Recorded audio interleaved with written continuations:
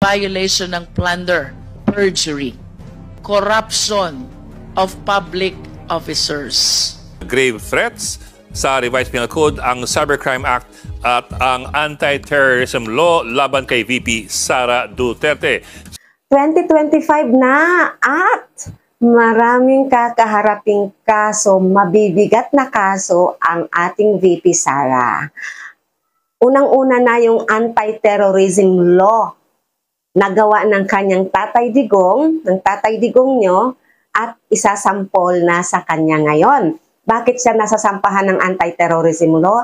Dahil nga po doon sa mga videos niya tungkol sa pagbabanta sa ating mahal na Pangulo, di ba? Nasabi, pag daw siya ay wala sa mundo, isusunod niyang ipapawala sa mundo.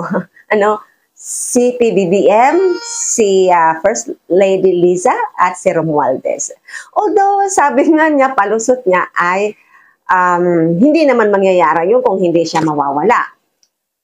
Nevertheless, that is still part of anti-terrorism law. Pasok pa rin po siya doon. Kaya nga po ito ang kakaharapin niya this year.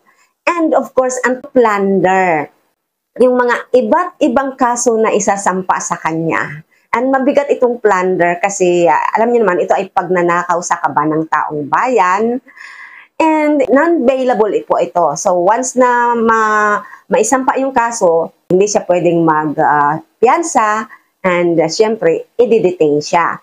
At pag siya po ay na-convict dito at napatunayan talagang itong plunder ay ginawa niya, reclusion perpetua po ito. Ibig sabihin, habang buhay na pagkabilanggo or 20 years plus 1 day, up to 40 years imprisonment. And ito na nga po yung kasong isasampa kay VP Sara. Panuorin niyo po. Pero bago tayo magpatuloy, maraming salamat po sa inyong suporta at patuloy na panunood ng aking mga videos. And nakikita ko, ang dami-daming mga comments, hindi ko lang po talaga ma-replyan agad. Hindi ko lahat man ma-replyan, pero nababasa ko po yan at nagpapasalamat po talaga ako sa inyo.